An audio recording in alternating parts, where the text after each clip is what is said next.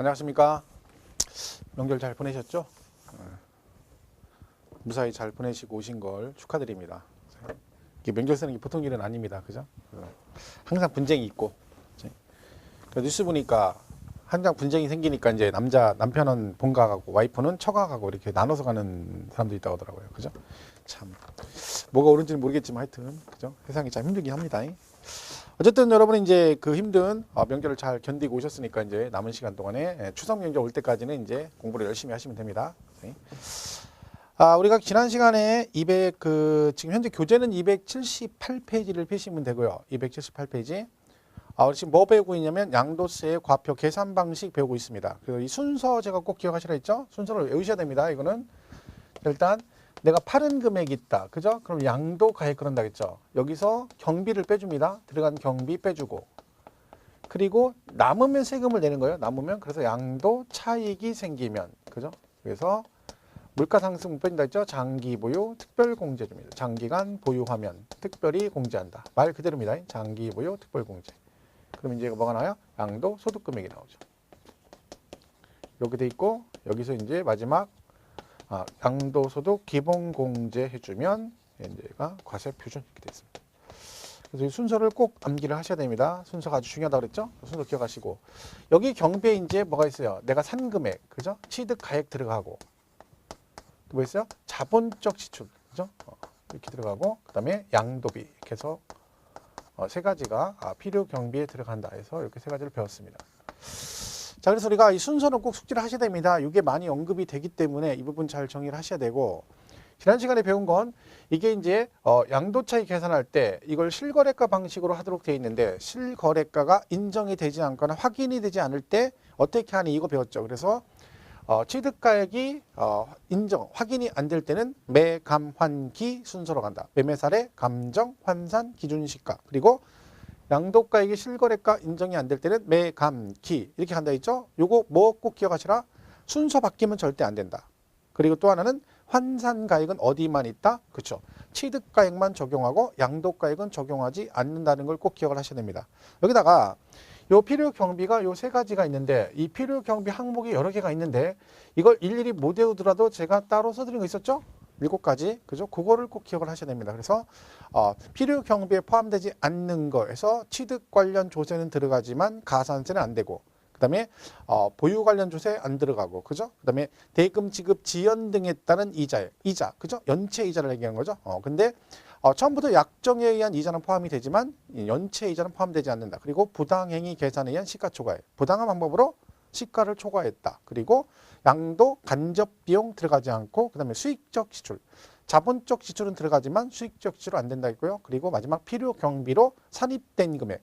그 산입된 금액이라는 건 이미 공제받은 거니까 여기는 포함하지 않는다. 이런 개념으로 이해를 하시면 됩니다.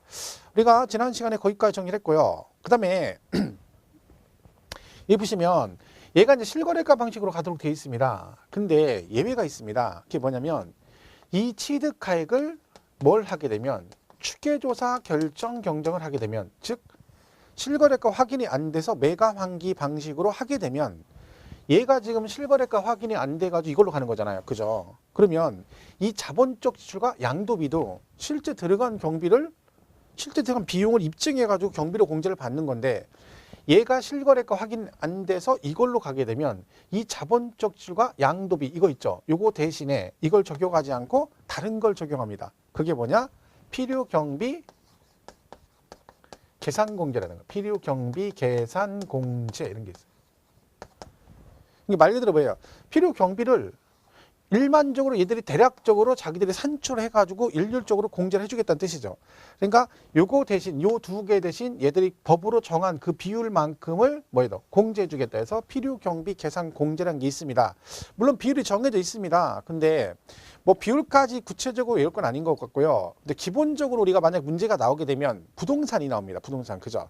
그럼 부동산은 필요경비 계산공제율이 3%로 정해져 있습니다. 그러니까 기준시가의 3%. 그러니까 취득가액이죠. 취득가액 요거의 3%. 기준시가 3%를 요거 대신 경비로 인정해 줍니다. 그러니까 여러분이 기억할 건 뭐다?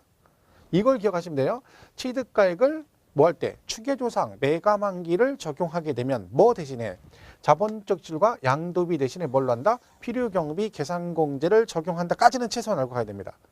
여기서 뭐 더 가면 특례도 있고 합니다. 근데 특례 같은 경우도 과거에 뭐 기출로 시험에 계산 문제가 나온 적은 있지만 그 부분은 일단 뭐 심화과정 때 내가 마무리 더 칠 겁니다. 그러니까 일단은 여러분이 여기서 여기까지 가셔야 된다. 요거를 추계조사 결정하게 되면 요 두 개 대신 필요경비 계산공제를 적용한다까지는 알고 가셔야 된다. 그 얘기가 278페이지에 있습니다. 그 3번 있죠. 중간에. 필요경비 계산공제액 그랬죠. 그래서 거기 보면 추계결정가액에 의해서 그죠? 그러니까 매가만기에 의해서 양도차익을 계산하는 경우 실제 발생한 자본적 지출과 양도 비용을 인정하지 않고 그 두 개 인정 안 한다는 얘기죠. 그 대신 뭘로 한다? 다음과 같이 계산한 필요경비 계산공제액으로 한다. 지금 그 얘기죠. 그래서 그 박스에 그 필요경비 공제액이 나와 있습니다. 근데 그걸 다 외우지 마시고 토지 건물 부동산 하나만 잘 보시면 돼요. 토지 건물은 취득 당시 기준시가의 3%. 그러니까 만약에 얘가 추계조사 결정했는데 이 자본 이거를 어떻게 구하냐면 이 취득 당시 기준시가가 만약 1억이다. 그죠? 기준시가 1억이다. 그러면 요거의 몇 프로? 3%를 한다는 얘기죠.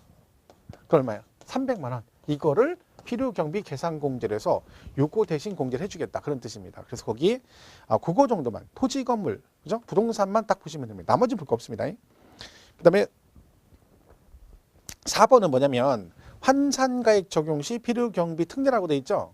이건 뭐냐면 자 우리가 추계조사 순서가 매, 감, 환, 기 이렇게 간다 했잖아요. 그죠? 매매사례 있죠? 근데 이 순서대로 가야 되는 여기서 만약에 뭘 적용할 때? 환산가액을 적용할 때. 그죠?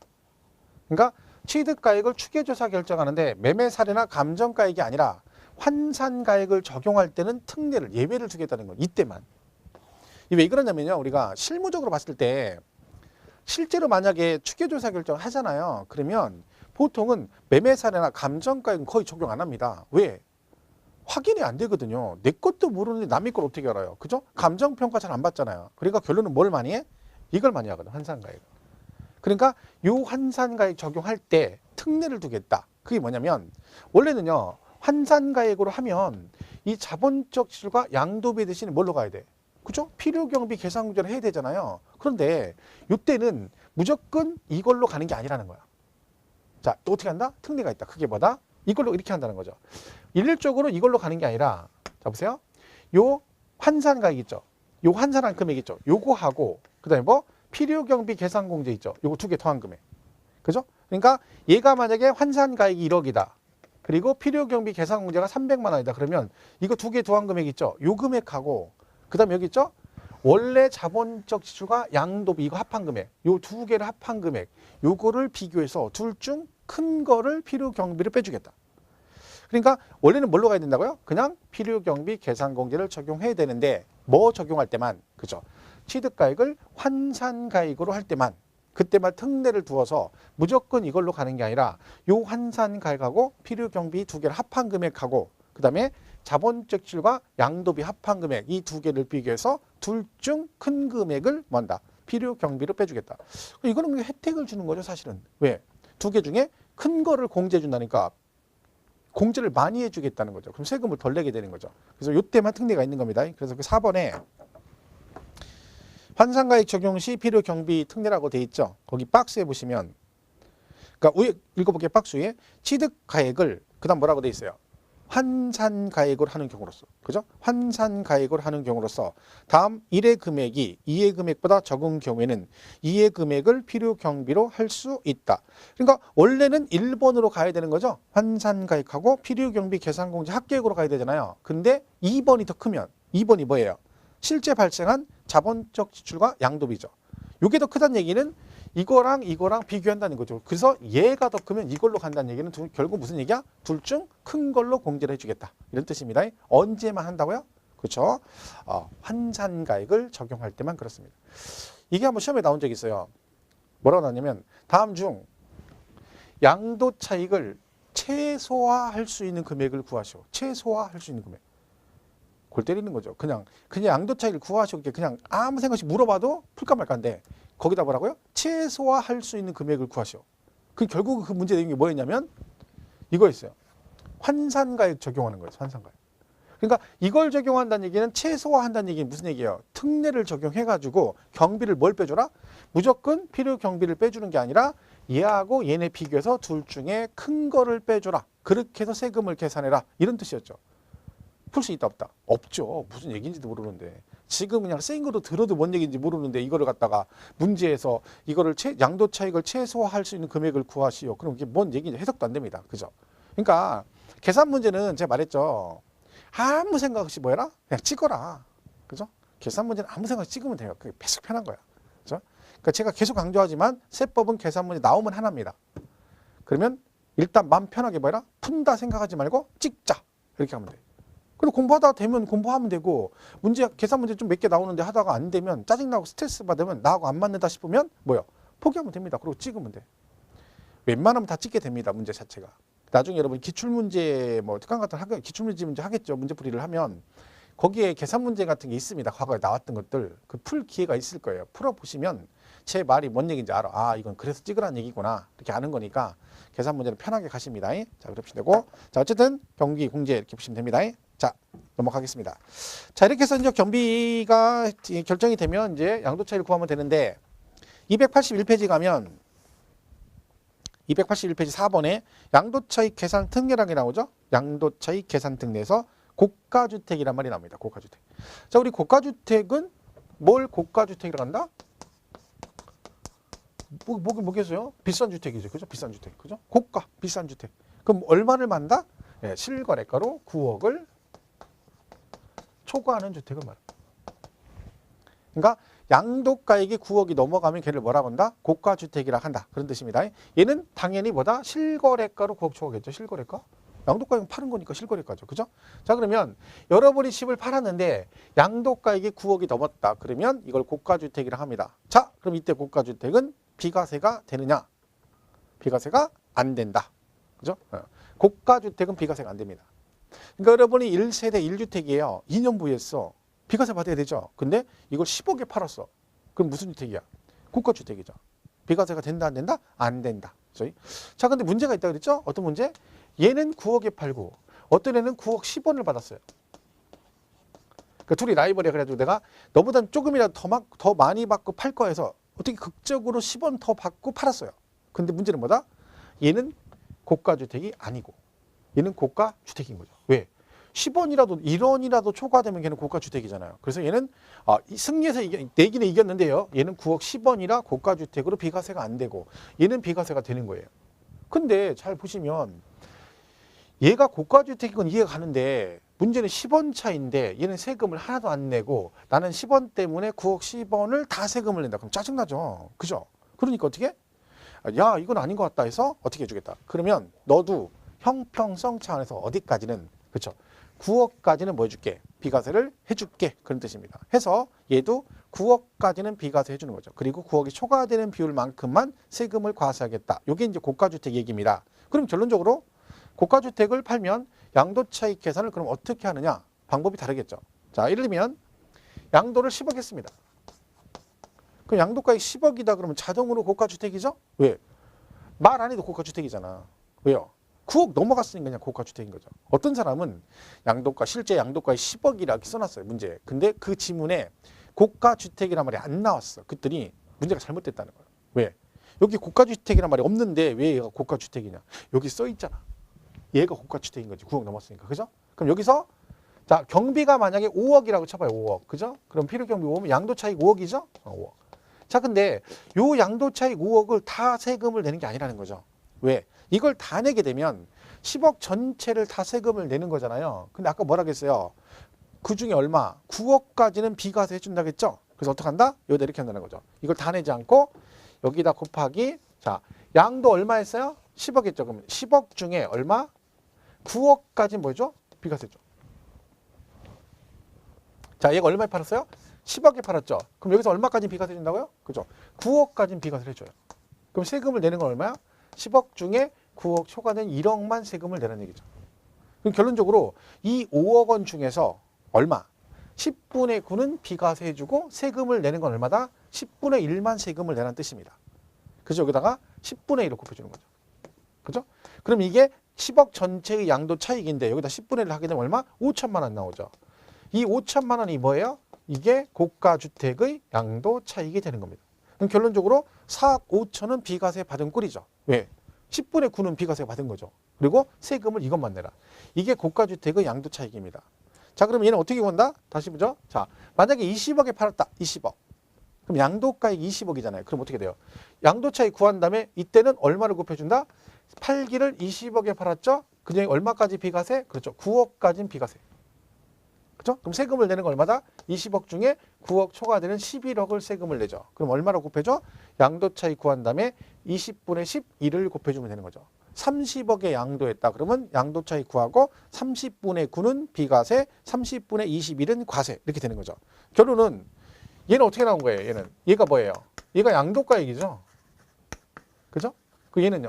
그 양도가액에서 9억을 빼준 거죠. 왜?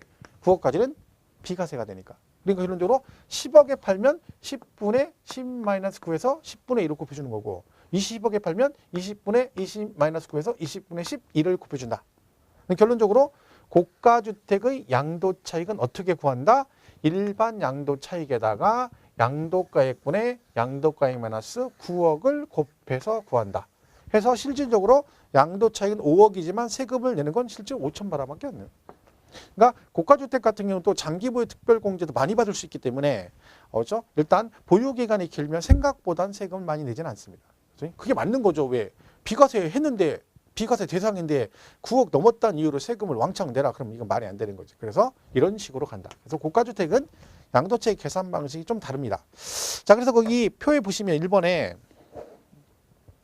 281페이지 4번에 1번 고가주택에 대한 양도차익 계산이라고 돼 있죠. 그죠? 그래서 1세대 1주택으로서 비과세 대상에서 제외되는 고가주택에 해당하는 경우는 양도차익 및 장기보유 특별공제액은 다음에서 계산한 금액으로 한다. 그러니까 똑같습니다. 얘가 요렇게 계산하고 장기보유 특별공제도 같은 방식으로 구하는 거죠. 거기 표 보세요. 양도차익 계산은 일반 양도차익 구한 다음에 거기다 뭘 곱해줘요? 양도가액분의 양도가액 마이너스 9억을 해준다. 그리고 장기보유 특별공제도 일반 장기보유 특별공제에다가 양도가액분의 양도가액 마이너스 9억. 이건 장기보유 특별공제는 여기서 빼줄 거 아니에요. 그러면 만약 얘가 10% 공제를 받는다 쳐봐. 10%. 그럼 이거 10% 얼마예요? 5천만 원이잖아요. 5천만 원. 그죠? 5천만 원. 근데 이거를 5천을 다 빼주면 안 된다는 거죠. 왜? 세금을 10분의 1만 내니까 여기다가 장기 보유도 10분의 1만 하는 거죠. 그럼 얼마? 500만 원. 이렇게 되는 거죠. 그죠? 이렇게 되는 거죠.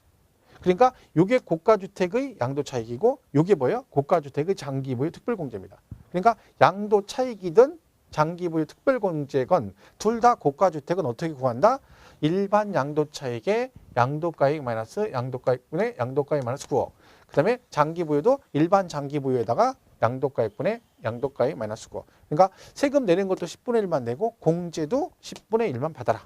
이렇게 가는 겁니다. 자, 그래서 고가주택 이게 다 오죠. 자, 근데 어떤 분이 저한테 이런 질문을 했었습니다.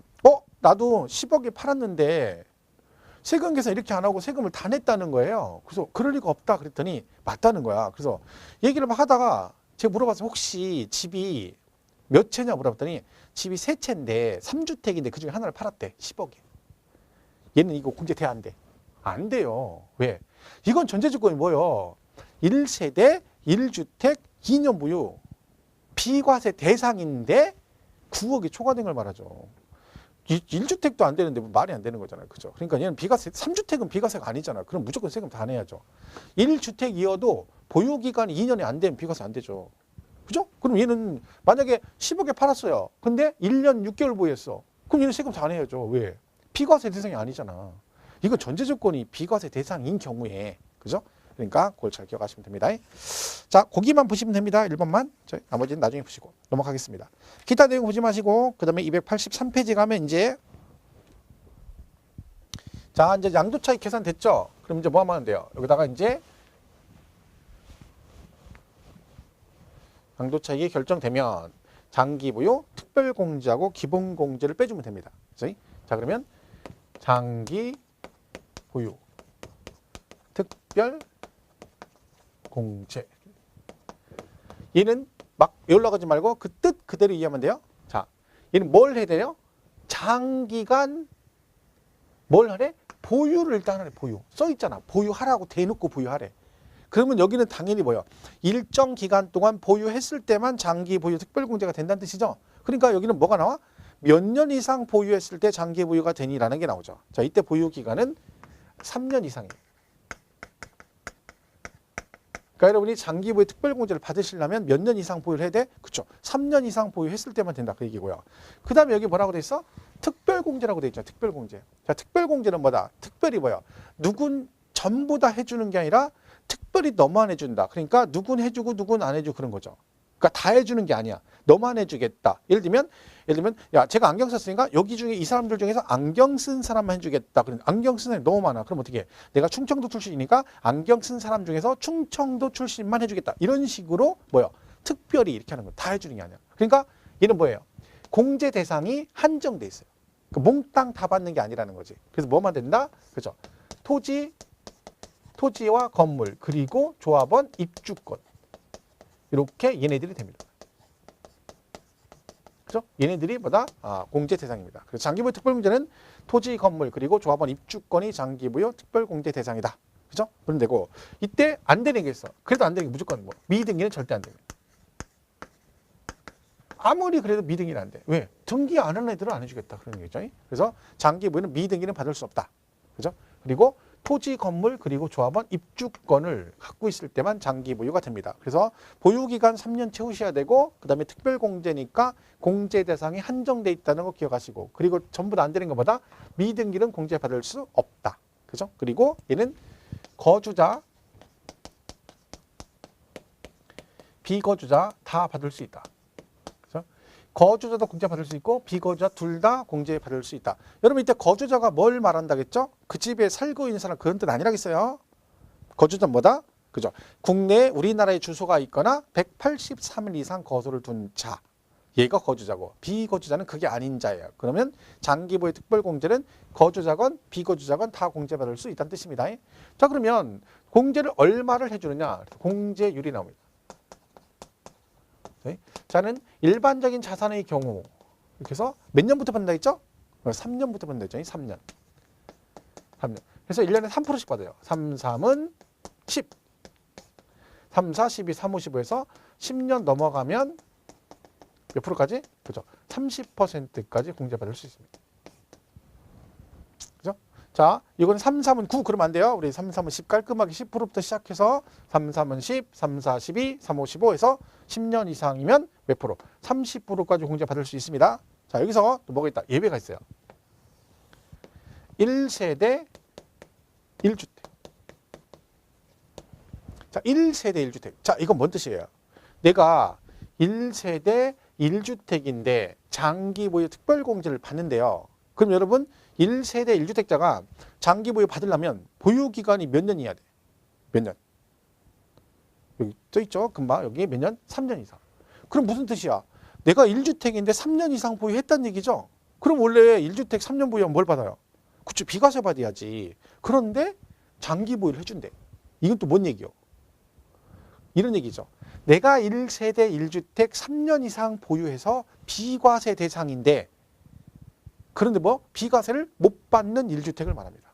그러니까 내가 비과세 대상인데 비과세를 못 받는 1주택. 대표 주자가 뭐다? 아까 말씀드린 고가주택입니다.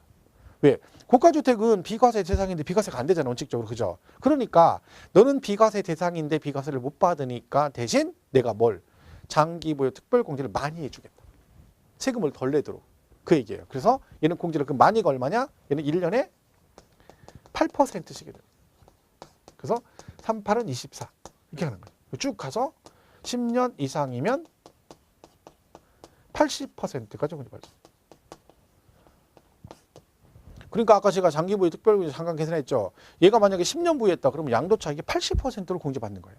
그러니까 뭐 세금 내는 게 별로 없는 거죠. 왜? 다 공제받으니까.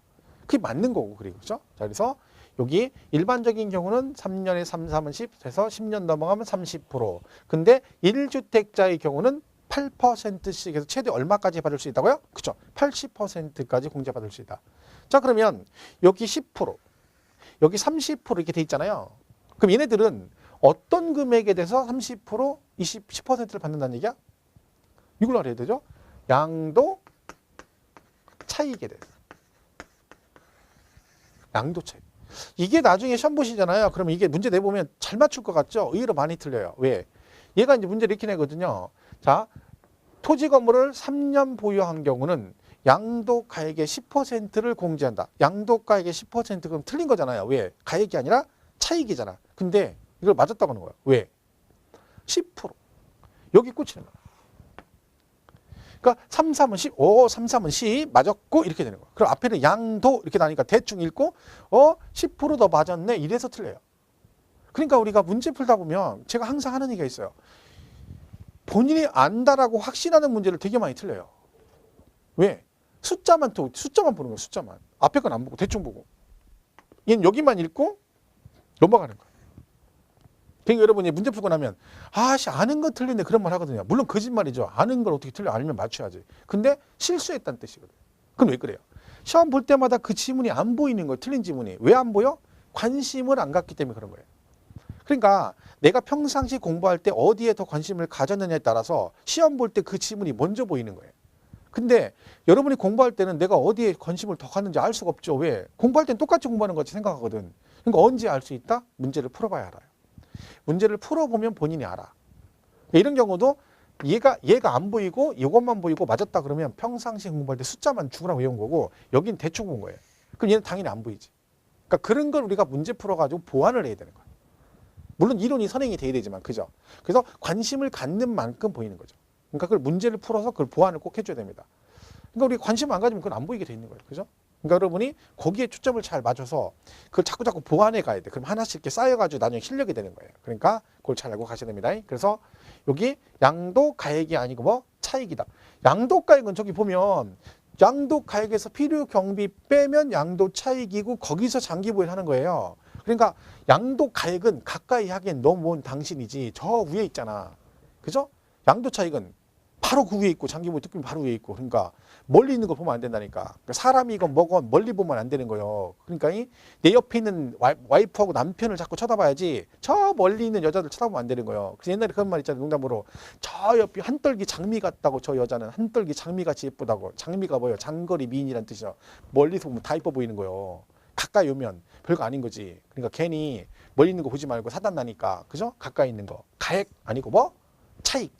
그죠? 이렇게 보시면 됩니다. 차익. 그래서 보시면 되고. 그리고 여기서 조심할 게 얘는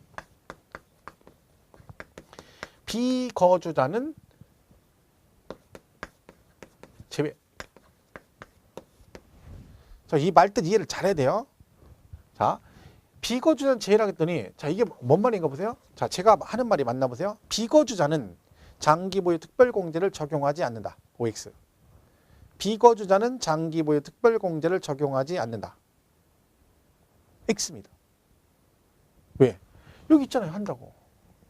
그죠? 그럼 얘는 뭐냐? 이건 뭔 뜻이에요? 이거는 얘가 1세대 1주택자예요. 그럼 8% 공제를 받죠. 공제를 많이 받잖아요. 그런데 얘가 누구요? 비거주자예요.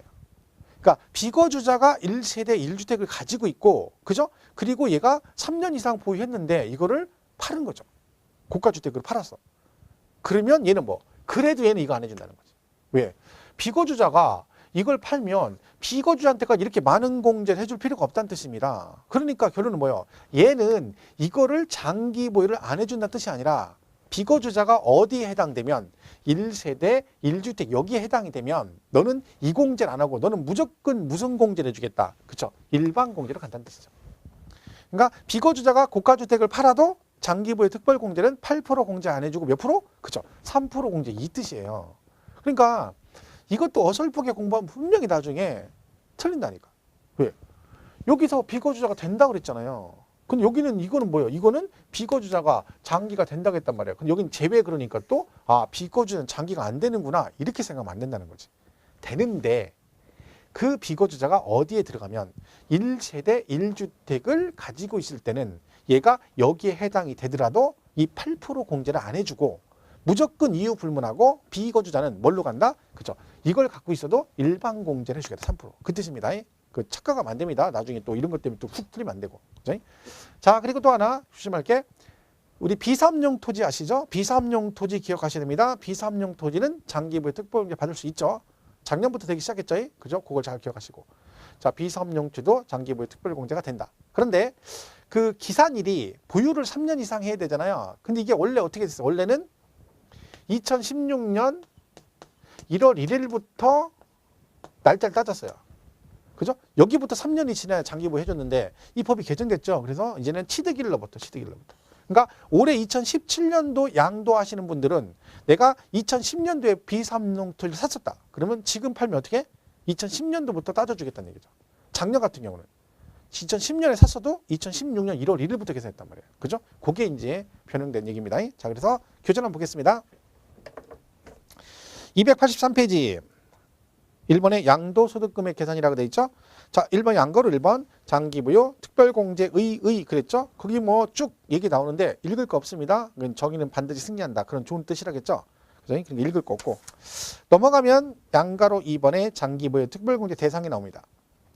자, 장기부의 특별공제 대상은 몇 년 이상 보유하시고 그죠? 3년 이상 보유하고 양도는 그다음 뭐만 토지와 건물 및 조합원 입주권 그랬어요. 조합원 입주권. 이때 조합원 입주권은 가로 안에 뭐라고 돼 있습니까?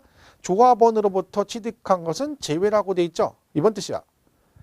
원조합원만 된다는 거죠. 그러니까 기존의 원조합원이 조합원 입주권을 가지고 있는데 여러분이 그 조합원 입주권을 취득을 했어.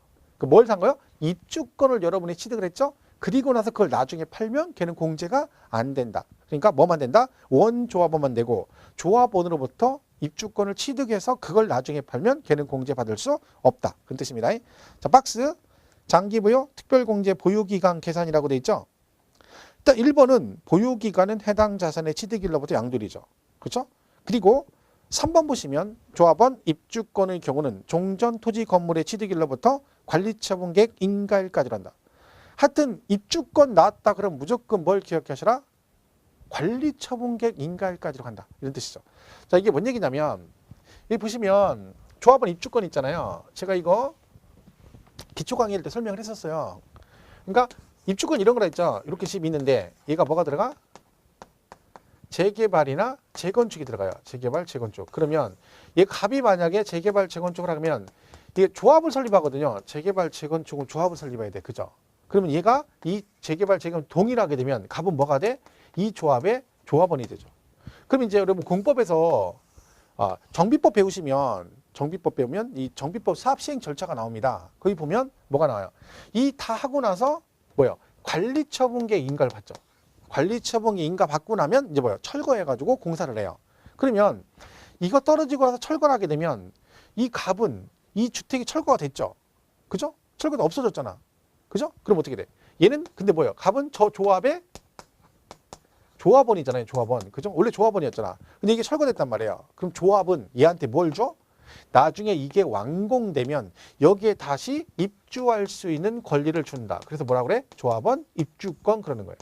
그러니까 우리 여기서 장기보유 특별공제 조합원 입주권은 뭘 말한다? 재개발, 재건축, 조합원 입주권을 말합니다. 그죠? 이렇게 해서 됐을 때 얘가 만약에 여기서부터 여기까지 5년 보유했고 입주권 바뀐 상태에서 이걸 팔 때 이걸 팔았는데 이때까지 보유를 1년 했다. 그러면 이렇게 팔면 얘는 장기보유 특별공제 보유기간이 몇 년이냐 이렇게 물어보는 거죠. 자, 몇 년이다? 6년 아니고 5년이다 그런 얘기죠. 그러니까 여기까지만 해줘. 왜? 얘는 원래 부동산만 장기보유가 되는 거예요. 근데 입주권은요 부동산이 아니잖아요. 그러니까 얘는 원래 해주면 안 되는 거야. 근데 왜 해준다? 얘가 이 부동산 가지고 있다가 이걸 팔고 입주권을 산 게 아니라 얘가 그냥 갖고 있다가 입주권으로 바뀐 거잖아요.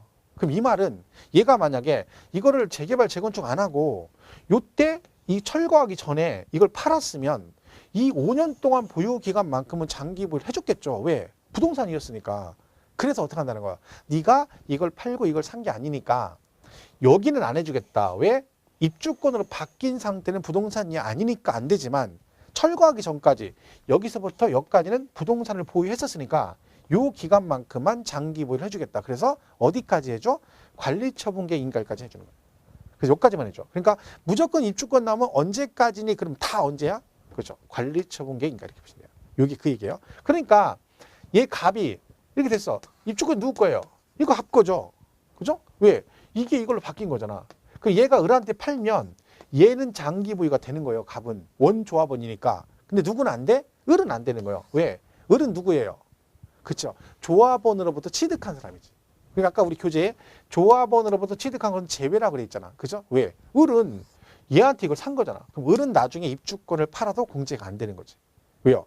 입주권 하나 가지고 얘도 해주고 쟤도 해주고 다 해주면 그러면 국가 남는 게 없잖아. 그죠? 그래서 그 얘기입니다. 그래서 항상 입주권은 관리처분계획 인가란 말 기억하시면 돼요. 그래서 그 3번이 박스 보시면 조합원 입주권의 경우는 종전 토지 건물의 취득일로부터 관리처분계획 인가일까지를 보유기간을 따주겠다. 그런 얘기고요. 5번 보시면 5번은 2016년 1월 1일 이전에 취득하 이거 있죠. 요거를 좀 수정을 하셔야 됩니다. 수정을 뭐 보유 비삼용 토지의 경우는 2016년 1월 1일부터 보유기간을 기산한다 그랬죠.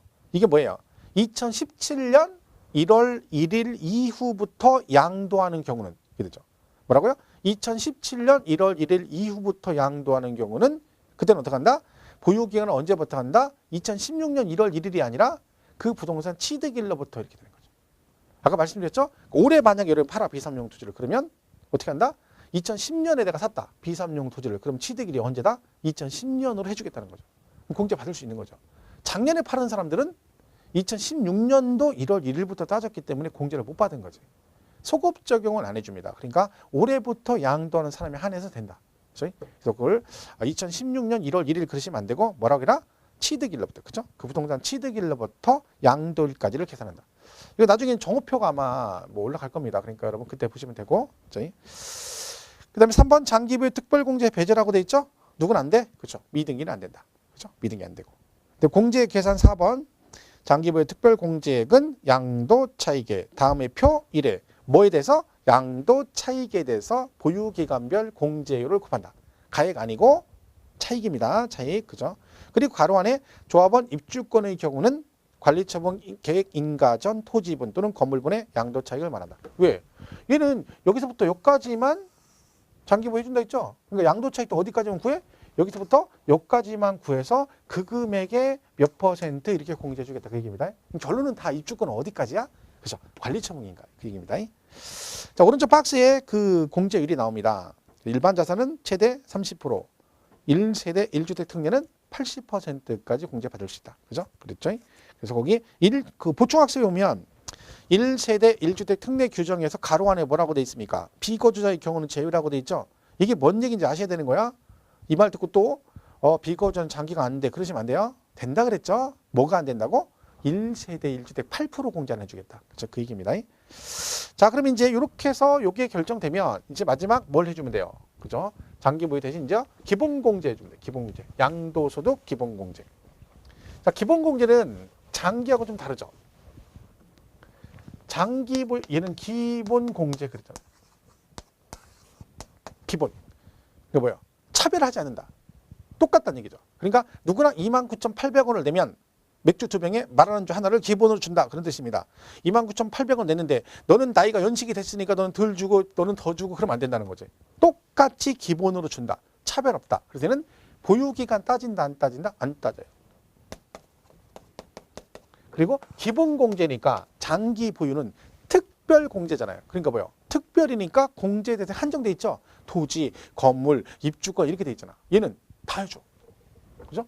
양도세, 과세 대상 재산은 다 해줍니다. 전부가 공제 대상. 그죠?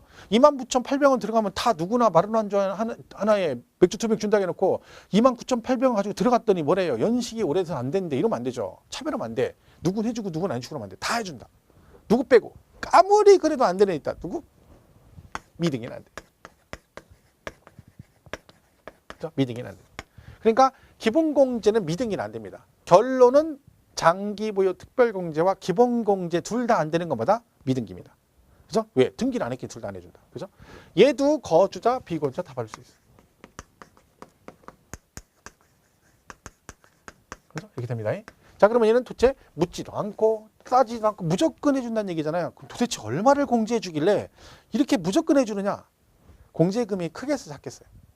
작겠지. 얼마 안 되니까 하는 거지. 공제액이 나옵니다. 얘는 뭐라고 돼 있다? 그죠?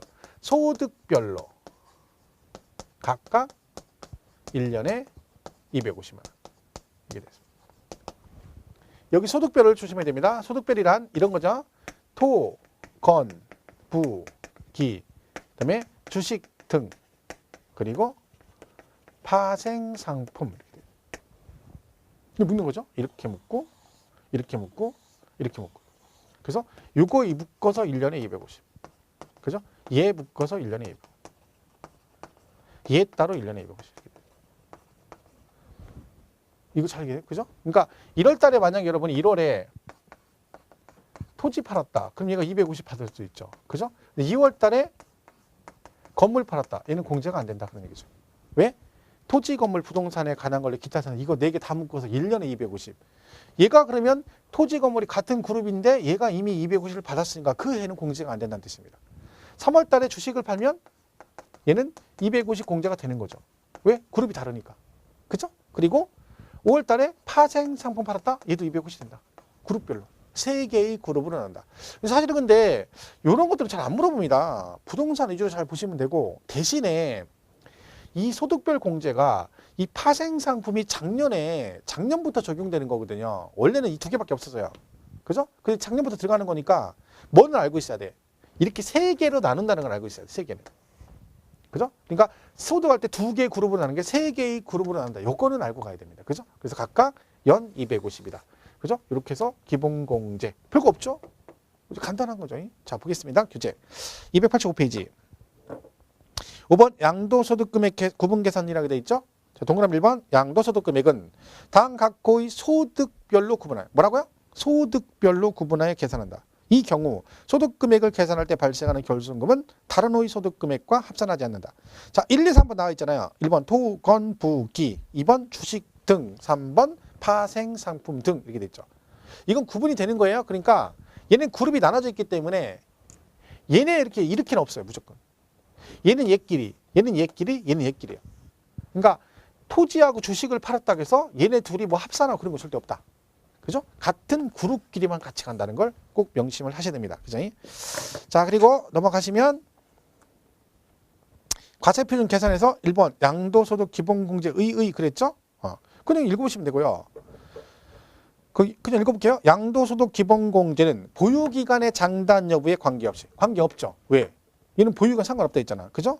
양도소득인은 거주자 또는 비거주자에 대해서 거주자, 비거주자 다 되고, 그 다음에 일정액을 공제하는 인적공제이다. 그래서 따라서 공유재산에 대해서는 공유자 각각에게 공제한다. 공동명의 하는 경우 있잖아요. 그러면 기본공제는 공동명의면 각각 250 받아요. 왜? 인적공제니까 사람에 대해서 해주는 거죠. 그러니까 일반적으로 세법은 공동명의에 유리합니다. 여러 가지로 세금을 덜 내게 되죠. 기본공제 2명 다 받을 수 있고. 그죠? 그렇습니다. 자, 공제 대상 2번. 양도소득 과세 대상 자산의 양도소득 금액에서 공제한다. 다 되는 거죠. 그러니까 단 누구만 안 돼? 미등기는 안 돼. 그래도 미등기 빼고는 다 되는 거죠. 미등기 빼고는 다 된다. 3번. 기본공제액. 양도소득인은 거주자 또는 비거주자에 대해서 다음에 소득별로 해당 과세기간의 양도소득 금액에서 각각 연 250만 원 공제안해서 토건부기 묻고 주식 등 파생상품에서 3개의 그룹으로 나눠서 각각 연 250 받는다. 그렇죠? 이렇게 보시면 됩니다. 자, 오른쪽에 감면소득이 있는 경우 공제 방법이라고 되어 있죠. 자, 이거 한번 읽어볼게요. 양도소득 금액이 이 법 또는 조세특례제한법이나 그 밖의 법률에 따른 감면소득 금액이 있는 경우는 그 감면소득 금액 외의 양도소득 금액에서 먼저 공제하고 감면소득 금액 외의 양도소득 금액 중에서는 해당 과세기간에 먼저 양도한 자산의 양도소득 금액에서부터 순서대로 공제한다. 뭔 얘기야 이거? 간장, 공장, 공장장은 강공장장이고 뭐 이런 얘기가 비슷한 거죠. 뭔 얘기인지 모르겠죠. 이런 얘기예요. 자, 얘가 공제해 주는데 여러 개를 팔았어요. 근데 하나는 감면 대상이고 얘는 감면 대상이 아닌 애가 있다는 거야. 그죠? 그럼 250 공제해 줄 때 어떻게 한다? 너는 감면 받았으니까 너 말고 감면 안 된 얘부터 250 공제해 주겠다는 거야. 이걸 어떻게 표현해요? 감면소득금액과 감면소득금액 외의 소득금액이 있는 경우는 감면소득금액 외의 소득금액에서 먼저 공제하고, 그리고 이 감면 안 되는 애들이 여러 개가 있다. 그럼 뭐요? 당연히 먼저 파는 애가 먼저 공제받겠죠. 그래서 감면소득금액 외의 소득금액에서는 먼저 양도한 순서대로 기본공제를 해주겠다. 골치 아프죠. 얼마를? 꼴랑 250을 무슨 이거 말은 한 2억 5천 해주는 것 같죠. 느낌상으로는. 그죠? 스승들 같아 안 받고 싶죠. 근데 공제 그렇다는 거야. 그래서 얘는 감면 받고 너는 감면 안 받았으니까 너는 감면 받았으니까 너 말고 감면 안 되는 얘부터 공제해주고 안 되는 애들이 여러 개가 있으면 당연히 보다 먼저 양도한 순서대로 각각 250을 해주겠다. 그 얘기입니다. 다시 한번 읽어보고 보겠습니다. 4번 감면소득금액에 이 법 또는 도세특례 제한법 그 밖에 보면 감면소득금액이 있는 경우에는 그 감면소득금액 외의 양도소득금액에서 먼저 공제하고 이거 말고 얘부터 공제하고 그 다음에 감면소득금액 외의 양도소득금액 중에서는 해당 과세기간에 먼저 양도한 자산의 양도소득금액에서부터 순서대로 공제한다. 에이 골치 아프죠? 자 그렇다. 자 이렇게 정리하시면 됩니다. 그 보충학습에 그 두 개 비교표가 있죠. 장기하고 기본문제 그죠? 요거 두 개 비교해서 잘 정리를 하셔야 됩니다. 왜? 시험에 따로따로도 나오지만 이 두 개 비교해서 나오는 경우도 많기 때문에 여러분이 같이 정리를 꼭 해주셔야 된다. 그렇죠? 이렇게 하시면 되겠죠? 자 이렇게 해서 여기까지가 과세표준 얘기입니다. 다시 말씀드린 이거 순서 꼭 기억하시고 그리고 세부적인 얘기를 정리를 하셔야 된다. 이 얘기죠. 자 잠깐 쉬었다가 양도소득금액 계산 승리 나오죠? 여기부터 가겠습니다.